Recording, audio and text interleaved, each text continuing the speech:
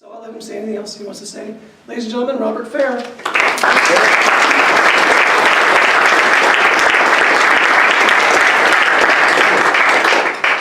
Thank you, Tom.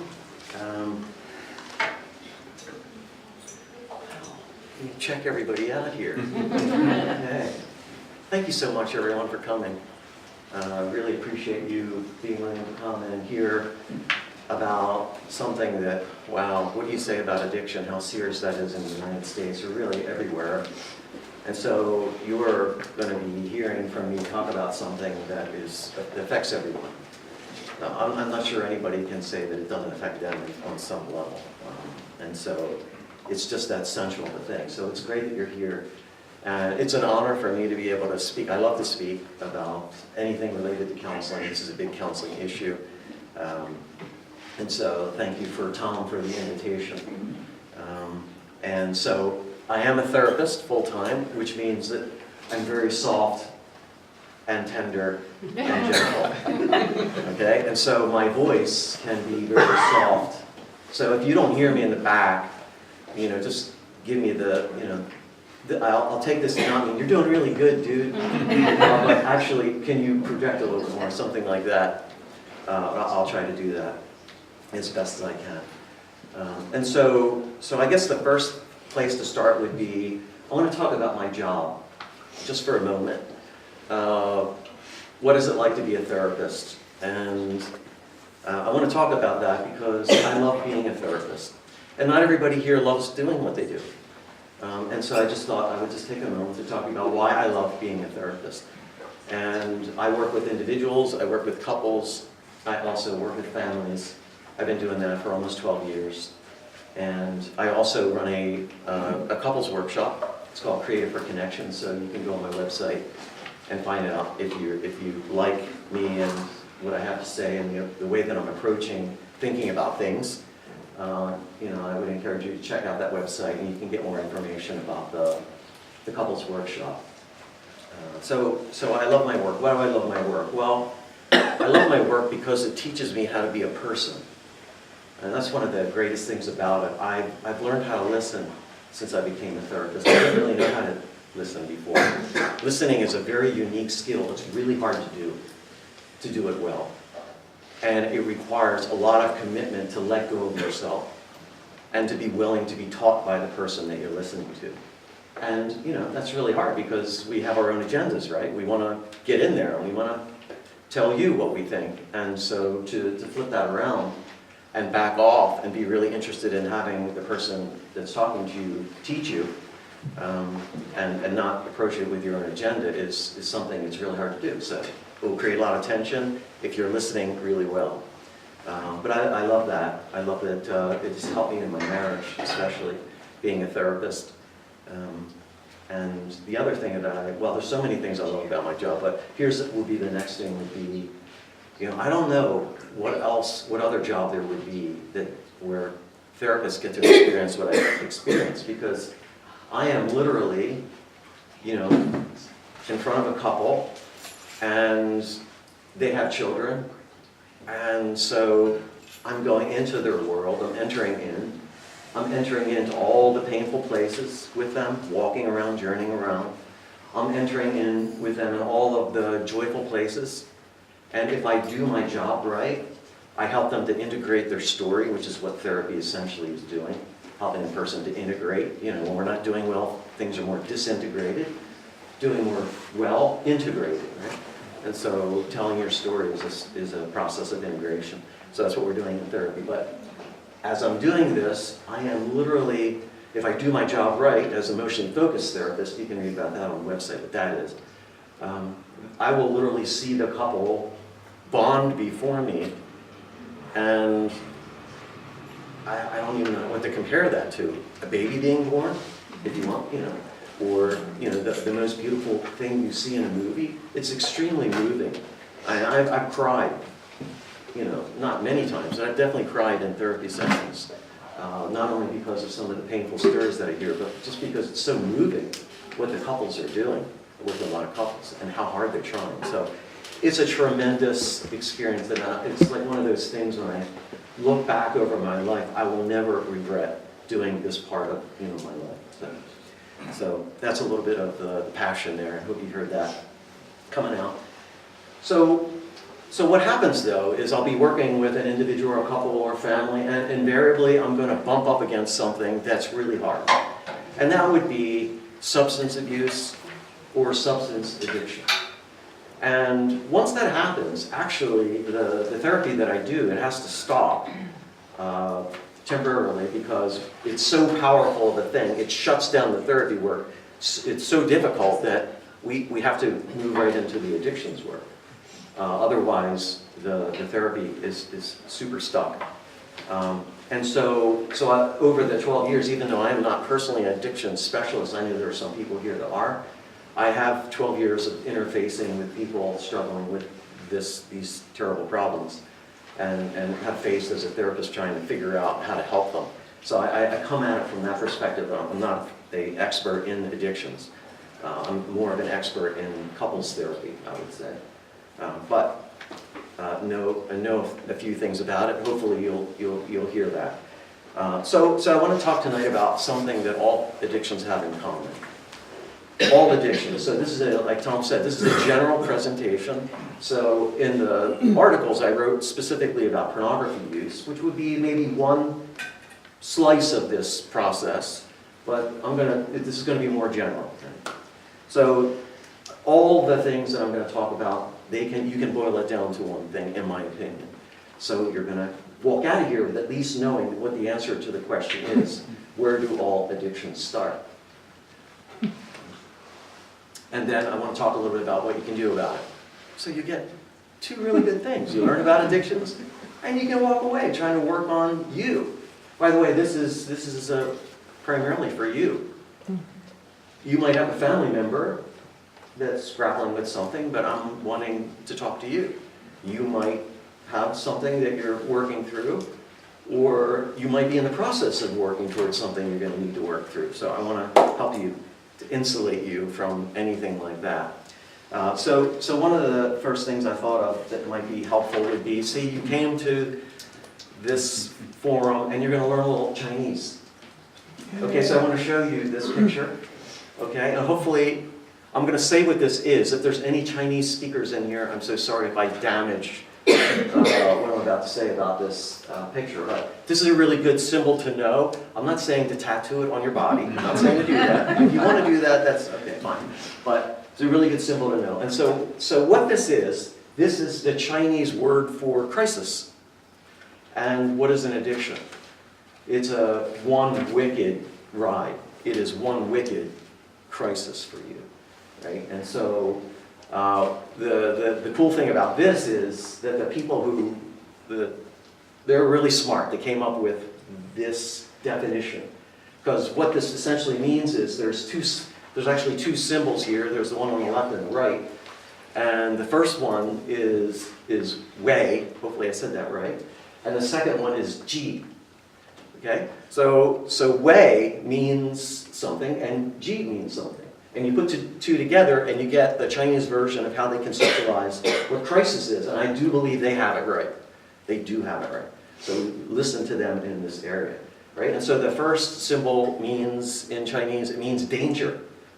So a substance abuse or substance addiction surely is dangerous. It will kill you. That's for sure. Eventually, if not right away, it will kill you. It will take your life. So there's a lot of danger to an addiction. But the second one is really interesting. The second one means like a crossroad. It's like, when you have you come to a crossroad and you're at this crossroad point and then you have to decide left or right. And there's a lot of pressure in that. So you put the danger and the crossroad together, and then now you're getting this idea of what a crisis is. Because if you're in an addiction, it's definitely dangerous, and you are at a crossroad point in your life where you will either lean towards life or you will lean towards death. That's what you got. That's the crossroad idea. And some people in the West, they've kind of gone on and kind of interpreted this second symbol to mean opportunity. That's kind of it's not quite right according to my reading of this. in researching this symbol, it really does mean that crossroads idea. But it is an opportunity for a person. They do have to discover what is going on for them and then have to make a decision that either towards life or death.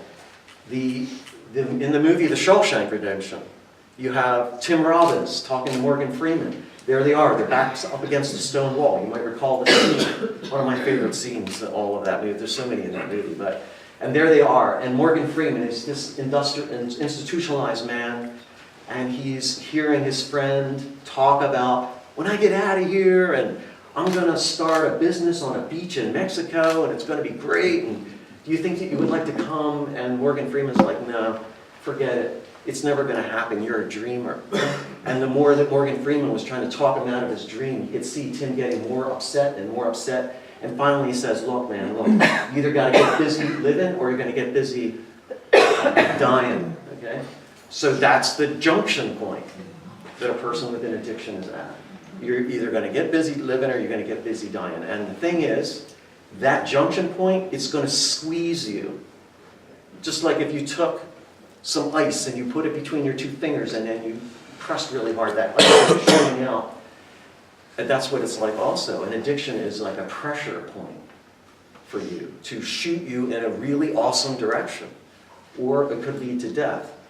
So in that sense, it is a really important opportunity. And I want to have you leave here thinking about addiction from this perspective, because part of the issue for people is we have stigmas associated with addiction, and the stigma to addiction actually creates, if a person's carrying that, it's going to make them more likely to continue in their addiction. So we have to take the stigma piece out of it. We have to get the shame out of it somehow. And we have to start looking at it differently. That's going to be the contention that I made. So a person with an addiction, they are entering into a wagey moment. So the next thing I want to do is, I'm going to come back to that, and I'm going to use that in my own story at the very end. But the next thing is, it's going to get a little more, slightly more technical, but I want to give you really good information so you can start thinking about, do I have abuse, or do I have addiction in my life? Because you can be addicted to anything. Right? And so I'm wanting you to start thinking about that for you, as well as the people who you love. All right? And so a really helpful way to think about addiction, basic way to think about it is, we want to break it up into 3 categories. The first category would be, a great way to think about it, is substance use, then substance abuse, and then substance addiction. Right? And it gets kind of confusing unless you define it. Right? So what I'm going to do is I'm going to help you to see use, abuse, addiction. So that's another thing. When you leave here, not only do you have good Chinese, that'd be one thing. Now you're going to be a little bit more advanced than a lot of people walking around. So here's my working definition of use. Okay, I'm going to read it and then kind of break it out for you.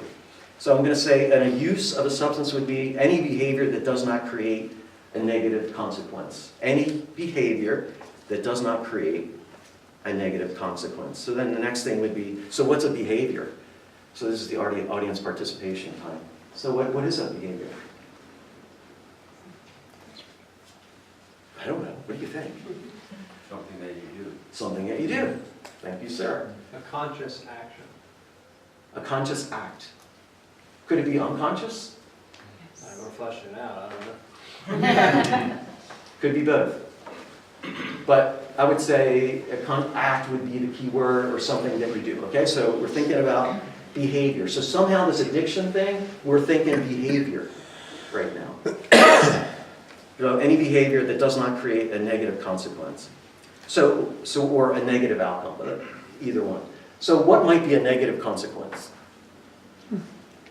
What would be a behavior that has a negative consequence? What if I have a glass of wine? Would that be use, abuse, or addiction? Use.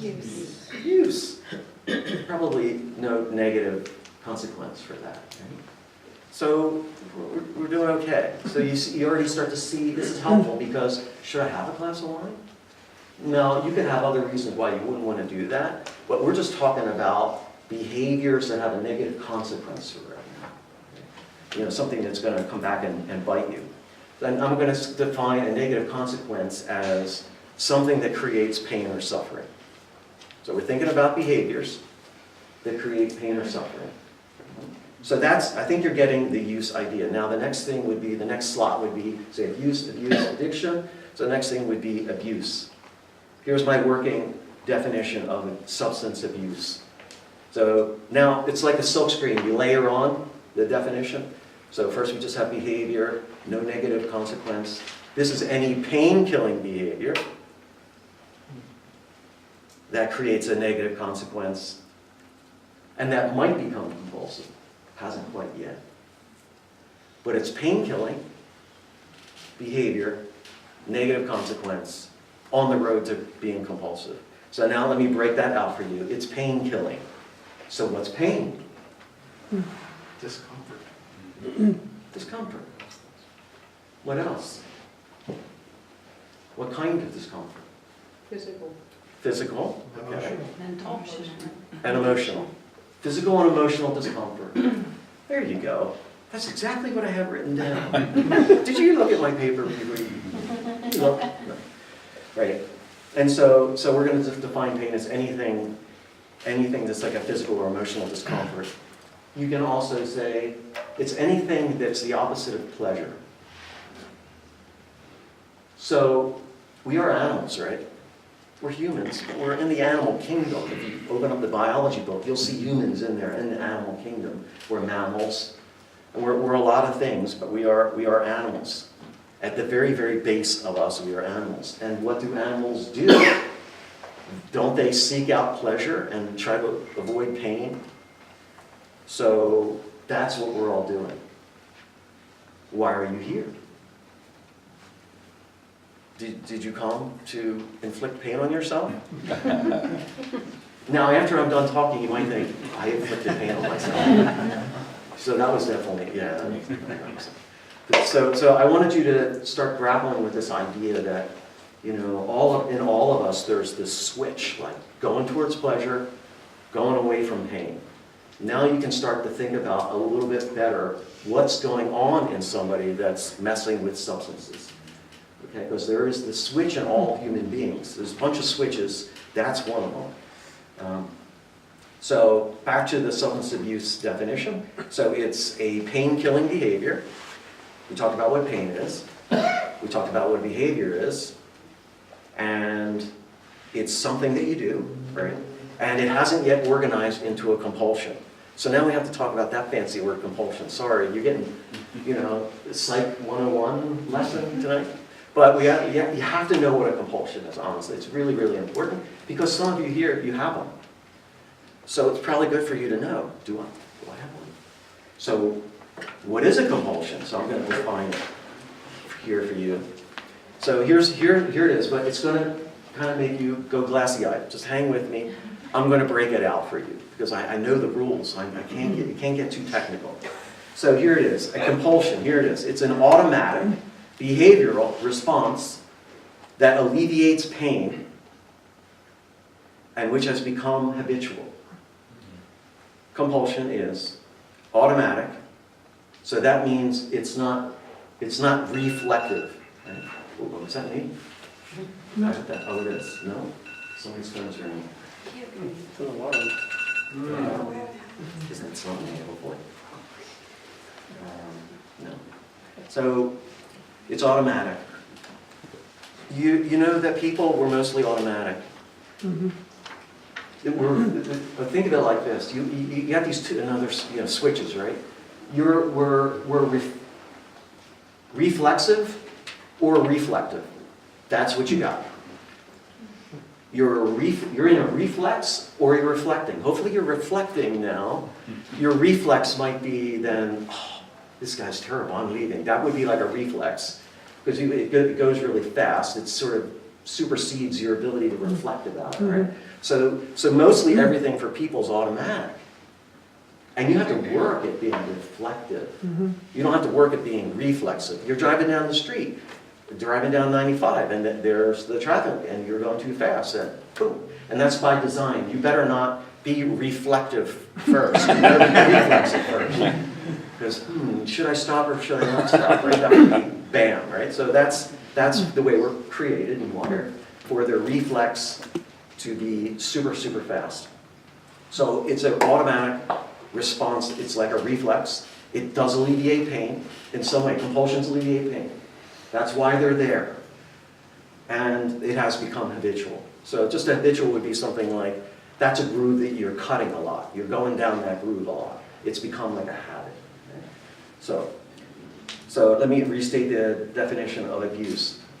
So it's pain killing, it's a behavior, creates a negative consequence, not quite yet compulsive. Are you with me? Because now we're going to head over to the big baby, the working definition of an addiction. Here it is.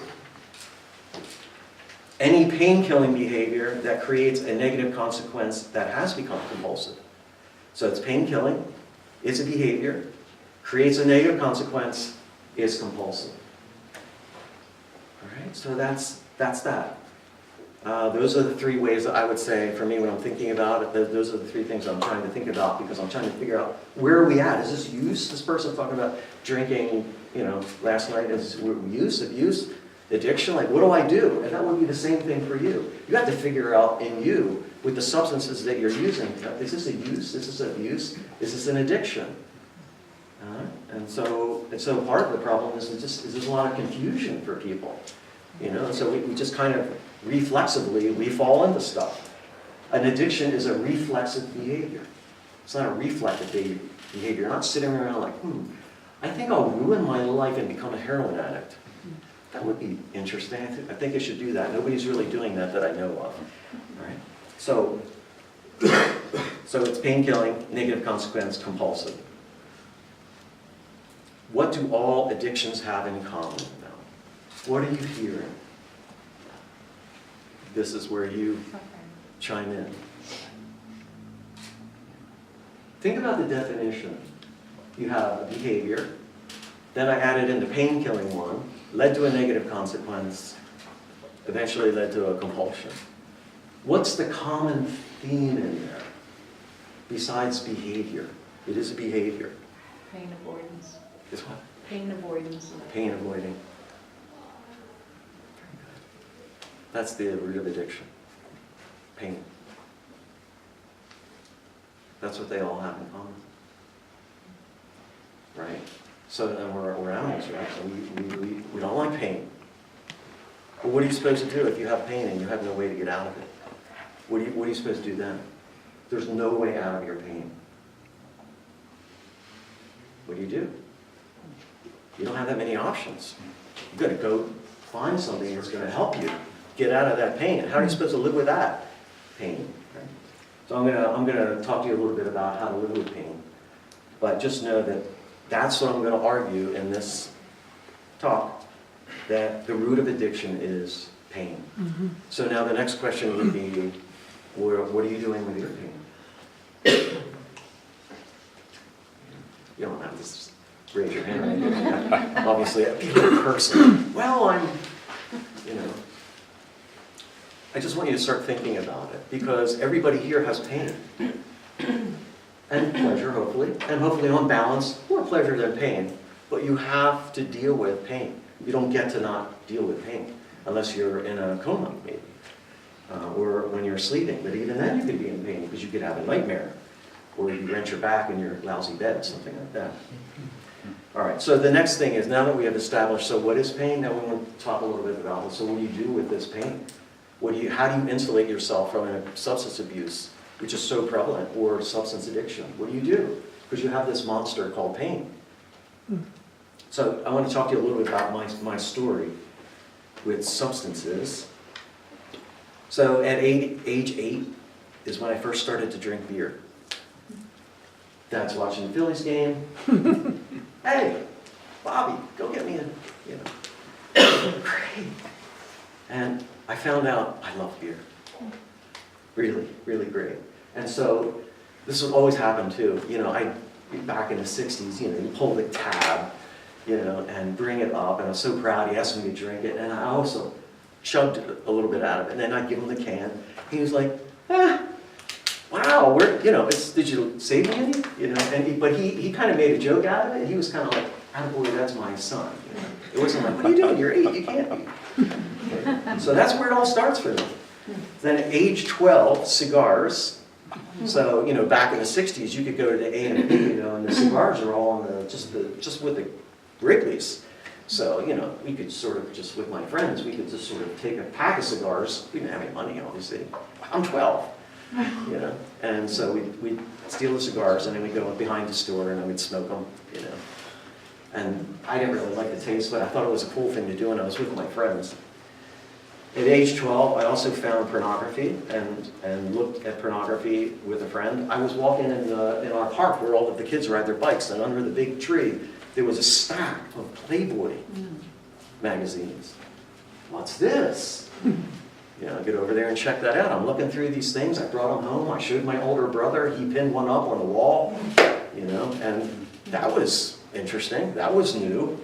I'm learning a whole lot of stuff really fast. At age 14, started smoking cigarettes. I smoked until I was 20. At age 14, had my first sexual experience. At age 14, I first used marijuana, and I first got sick from overconsumption of alcohol. In other words, I had a hangover. I also grew up in a family where alcohol and alcohol use was everywhere. My father was an alcoholic. His father was an alcoholic. My mother's father, who came every Friday with my grandma, growing up, he was always there. He had a shot of whiskey and a cigar every day at 4 o'clock. This was long back as I've known him, as far back. That was his thing. So that's what I saw. And then my older brother, he had a Volkswagen van, one of those cool things like the kids would want to have now in like Newport Beach, the Surfer. He had one of those vans with little curtains in the back and stuff. Preach it. Sweet. It Sorry, was like a 66. It was like, it couldn't go up hills or Keep anything. going. But it was, you know, it was one of those. And he, you know, he was always, you know, well, he was of legal age to drink, so there was always one of these really big jugs of Carlo Rossi Rosé. Like, and there was always a little left that he left me, you know, and it'd be rolling in the back, and I would, after dinner sometimes, I'd just go back there and just drink it. You know, 12, 13, 14. I knew it was there. It was pleasant. So I used and I abused substances by the definition. But I didn't develop an addiction. I can tell you that. I did not develop an addiction to any of the substances that I used. Why? I don't have anything in me. I don't have like some personal, you know, Avenger strength. I don't have any like that in me. So what I want to talk to you a little bit about is how that can happen. That somebody can have all that exposure at such a young age and the person doesn't develop an addiction. What in the world? Well, the answer might be the same thing that you need to know to help you or some of your family members. So we're going to talk about healthy ways of dealing with pain, since that's really the issue, right? So we got that all cleared up. We're talking about pain management. So basically, you got 3 options.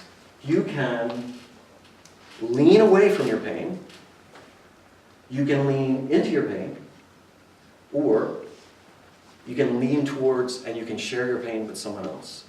That's what you got. You can lean away, lean in, or lean towards someone with your pain. So let me talk about leaning away. What do I mean by leaning away? So this is basically everyone coming into the therapy office. That's the one they're doing. Maybe at first, before we start to grapple with this thing. They're leaning away, which is why they're in the therapy office. When you lean away from pain chronically, you get sick. You will get emotionally sick. You can't lean away from pain. And long term is not anything that will work for you. And so let me describe this a little bit more. So we have this amazing body that's so super complex, you know, that our Creator has given us. And one of the things that we can do super fast, like it's a circuit in there, is we can seal pain off. We can do that. Just like if you were in a really bad car accident, you got really mangled, you went in the shop, same thing exists in the emotional realm. You can just seal it off. So people who have early childhood trauma, and they may have a vague memory of it, they've disconnected from it. You know, and they had to. Like, what else can they do? They don't have a way to manage it because they're kids, and maybe there isn't anybody in their life that's helping them. You know, and so we can lean away, cut it off, disconnect, disown painful emotion. We can do that. We have the ability to do that. The problem is, with the way emotional pain works, it's a little different than physical pain. The rules are slightly different. The rule with emotional pain is it doesn't go away until you lean into it. It just sticks around. And that's why you're talking to somebody with dementia and they're 98 and they're still talking about, my dad yelled at me and took my bike, or whatever it is. Because that emotion, you know, is there. That was an emotional experience for them.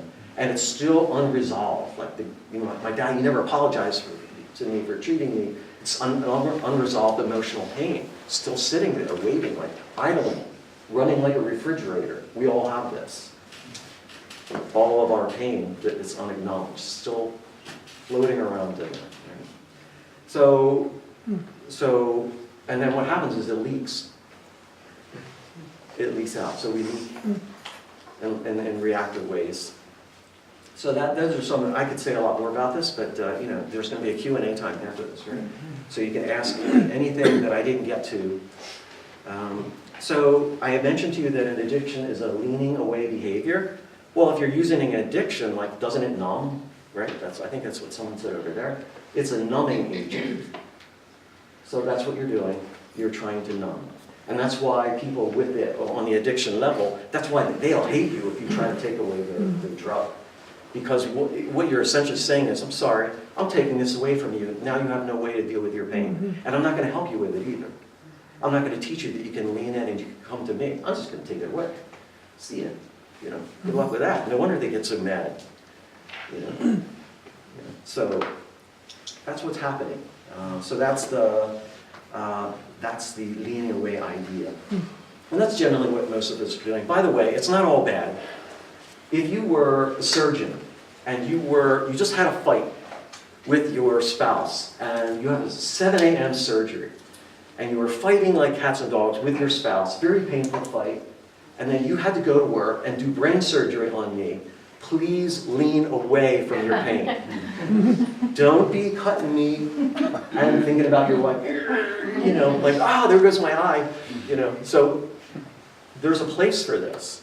But the thing is, what I'd say to the surgeon, if it was a client, would be, okay, you're going to temporarily do that, but then you're going to come back and you're going to lean into it, and you're going to lean towards your spouse, and you're going to revisit that.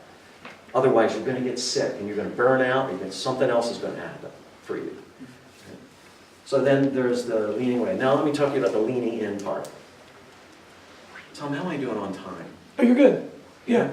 Look at these people. Nobody's sleeping. Nobody's sleeping? No. Will you hit them just lightly? Just a little tap. No, you're good. I mean, I'd say go another 10 or 15 minutes, right? And we'll talk. 15 minutes? Yeah, Okay. at the most. So leaning in. So what do we mean by leaning in?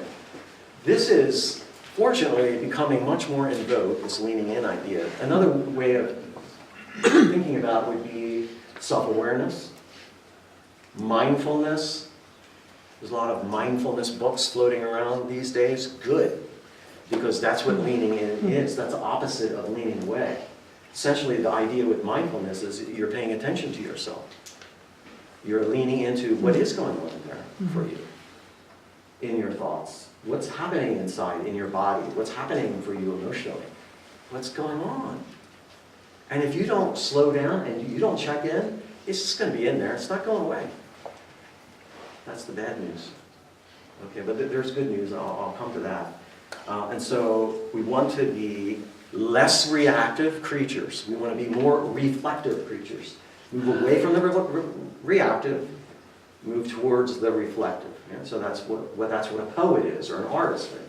They're reflecting on things inside, and hopefully it's coming out in their art. You know. So do you have awareness? How good is your awareness of how you act? there's this really amazing miracle gift that we have as human beings where we can pay attention to what's happening to us while it's happening. I don't know that any other animal can do that. You know? And so we want to deploy that skill. So that's the mindfulness, paying attention, being in the moment skill. This is very, very good. Okay? Grow that, right? And you can build that skill. And you practice it. You know, people who practice yoga, that's kind of the idea. They're getting at it with yoga. So I want to do a self-reflexive exercise. The best way to learn is to experience, not to just get ideas, right? So I want to teach you to be self-reflective right now. So as you're sitting there, can you just take a deep breath? That's pretty good. Okay. Now, just take a moment and pay attention to your body. Just take a moment. Okay, that's awkward.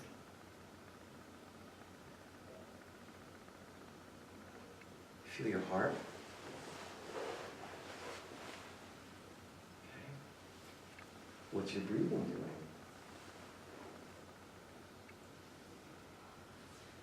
Do you feel tense anywhere? Where? Can you describe it?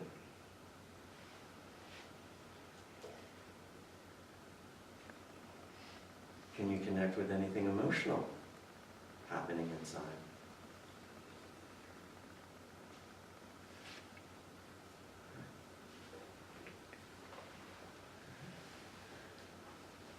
Okay, very good. That's what we're not doing, Jeff. Don't do it while you're driving down the road.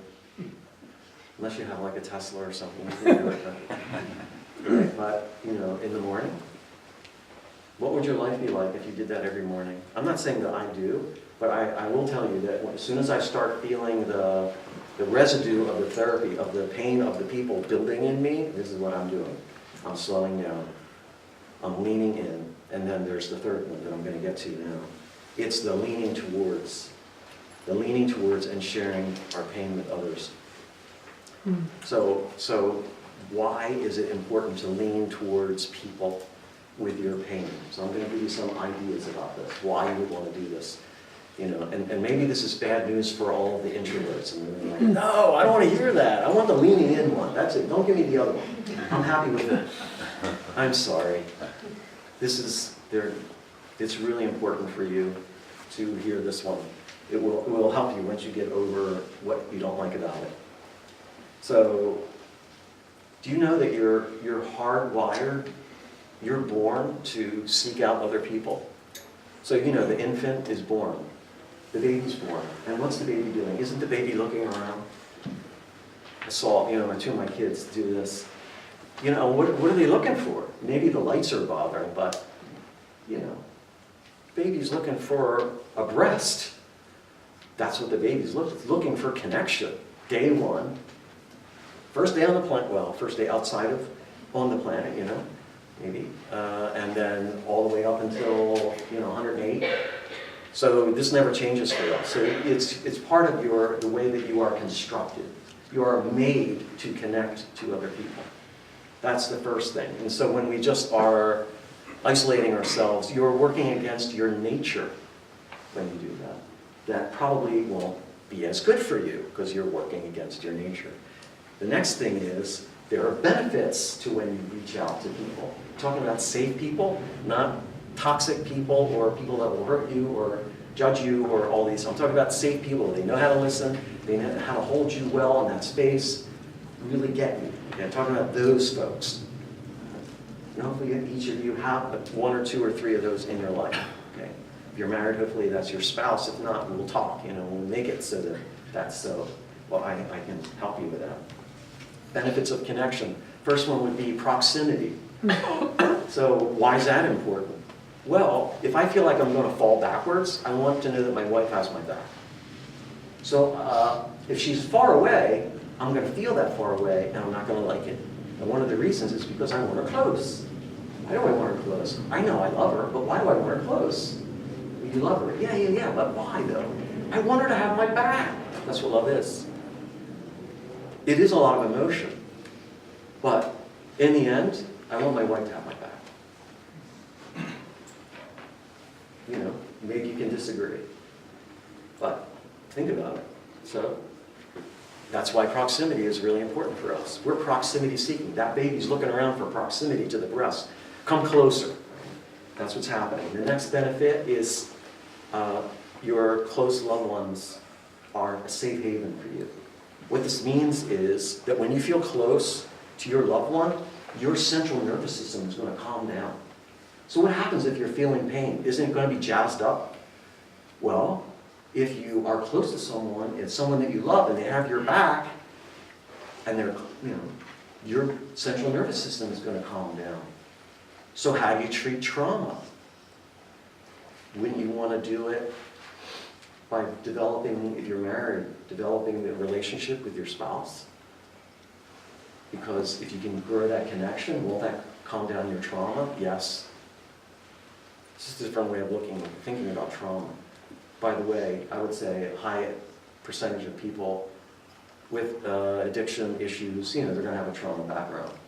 So this is real hard for them because they haven't experienced in their life people being close to them. Mm-hmm. They haven't experienced proximity well. They haven't experienced a safe haven. They haven't experienced the next thing I'm going to say either, which would be secure base.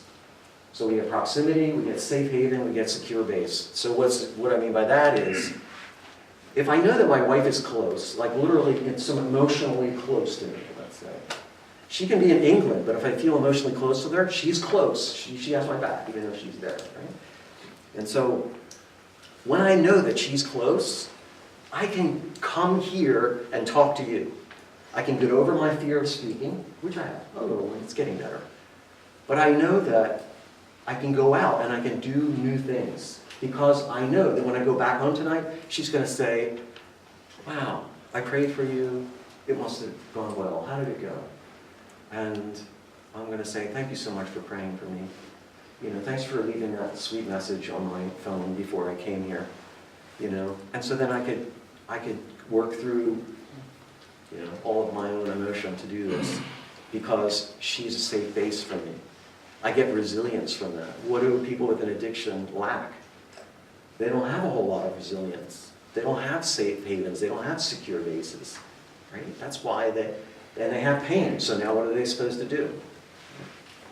Right? And the next thing, there's more, but I'll give you one more, would be with a sense of closeness, you get a positive view of self.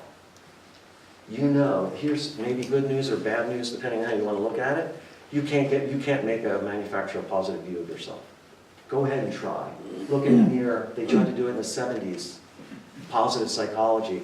Crap. It's not going to work. Sorry.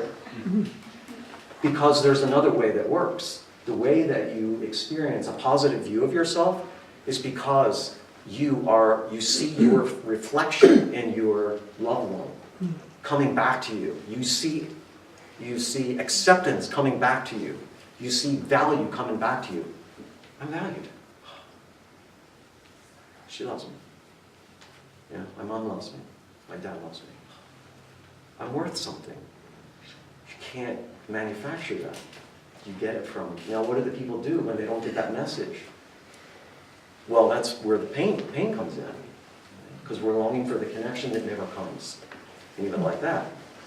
Right? And so now your understanding of this is getting much more sophisticated.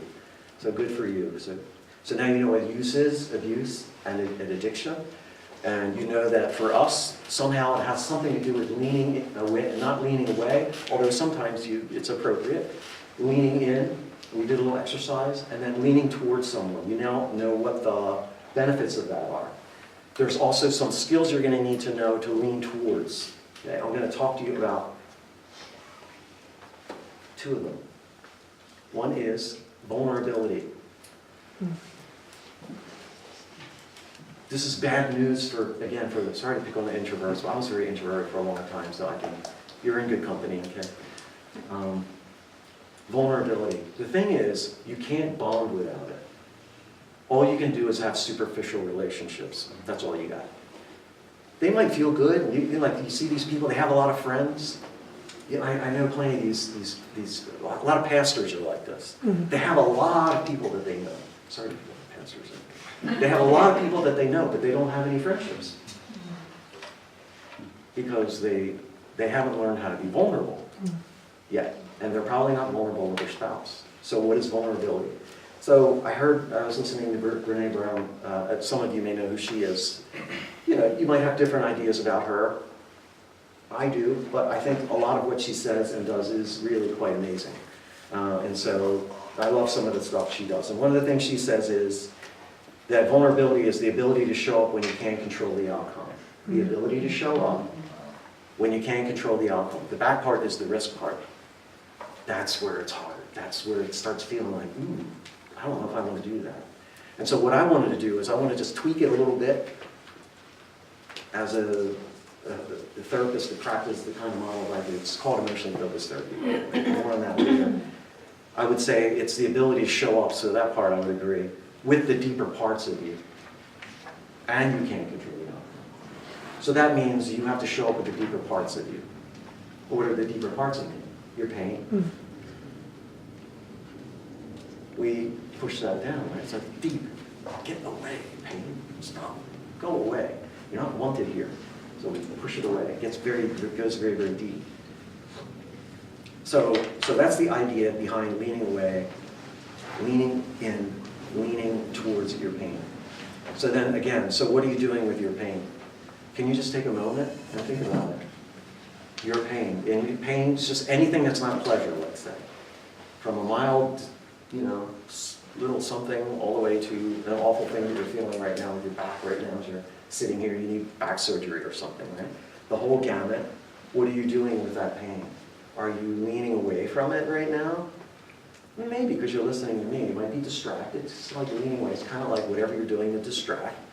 Are you leaning in to your pain in your life? Are you leaning towards someone with your pain? Are you doing that? Are you doing that enough? So, the more you are using leaning away behaviors, the more unhealthy you will be emotionally. So that's the rule. The more you deploy that first one, leaning away, you're less emotionally healthy. And eventually there's going to be a wagey moment. Remember that Chinese symbol? You're going to have one of those. That's not necessarily a bad thing. You're going to get squeezed. Hopefully it's going to squeeze you towards life. And that's where we grow, by the way. The wagey moment is how you grow. So addictions, it is really a great opportunity for you to grow into a very fine person. You can do it, with certain things. So eventually you're going to have a wagey moment. Each one of us, and you don't get to be alive and not have one of these. So each of you are going to have your own version of this thing at some point. Now, the more you're leaning in, the more you're leaning towards, the healthier you will be emotionally. So the more you lean away, less healthy. The more you lean in, the more you lean towards, more healthy. Okay? The less healthy, the more the leaning away, you're going to have symptoms. You're going to have anxiety symptoms. You're going to have depression symptoms. You're going to have OCD symptoms. You're going to have whatever, open up the book, you're going to have those. It's just going to bloom in some idiosyncratic way for you, but it's going to come out this way. You're going to leak in some cognitive or behavioral way. And so now, back to the final question, coming down to the end, would be, what happened to me? How did I escape this dreadful... I should have really developed an addiction. I should have, because, the earlier you get exposed to all this stuff, you're going to get something, probably, as kids. But I didn't. So what happened to me? And so I would say it's something like this. I abused substances in my teens, for sure. There was a lot of...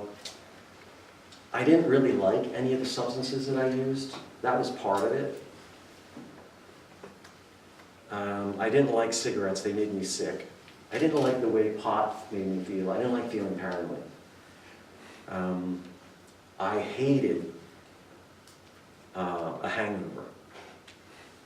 I was willing to tolerate that a little bit more, but I really hated it the next day. It's an intolerable place for me. So just not, just don't like it. But I would say a lot of addicts could probably say the same thing. So again, what's making me... So the way that you insulate yourself from an addiction, so you can lean away, you can lean in, you can lean towards. So what happened for me was I was blessed in this way. I made it to my 20s. And then what happened was I was at Temple, and I started to pay attention to Eastern philosophy, and which is very much about leaning in, slowing down, paying attention to things inside kind of stuff. And so I started to get benefit from this, because what happened for me was in my 20s, I started to get really depressed because I wanted to go to medical school, and it was obvious by the third year at Temple that it wasn't going to happen. My grades just it wasn't going to happen. So very depressed and directionless. But then I started to find slowing down, leaning in, really helping me. But I didn't turn the corner to being fully insulated until the third one. The third one, I would say, is my rescuer. I would say that I never really liked the leaning towards one so much, because my mom was always, my parents loved me, but my dad was an alcoholic, so he wasn't accessible, though I know that he loved me, just not accessible. And my mom had a bunch of other kids. My oldest brother was a terror, the guy with the Volkswagen van. So she's busy dealing with him. And so I was kind of on my own a lot. So I didn't trust that leaning towards was really going to get me anywhere. But what happened was, at Temple, a strange, weird thing happened. At a secular university, I was taking a class where it was mandatory that you read all the great works of Western literature. And one of the things that they had us read was the Gospel of John. And so this isn't an alert. I'm not necessarily going in that. I'm not going to trick you. I'm not going in some direction. I can go in that direction, because that's literally what happened to me. It's not my intention to lead you there. I'm just telling you what happens there, and then you can draw your own conclusion. I read the Gospel of John. I figured out who the Gospel was writing about for the first time in my life. I came to realize who this person was, and I also came to believe that what was written about this person was true. And when I came to that realization in a moment in my room, I started leaning towards him with my pain. Now, it took a while for me to get to a place where mostly everything went except for the alcohol abuse. I was still here and there, but then eventually I did stop drinking, though I use alcohol, I will tell you that. But what happened was I phased everything out as I was leaning towards. Now, I still wasn't good at leaning towards people yet, so I had to grow that part. Eventually, I am married for the second time, so that didn't work out for me very well in the first marriage.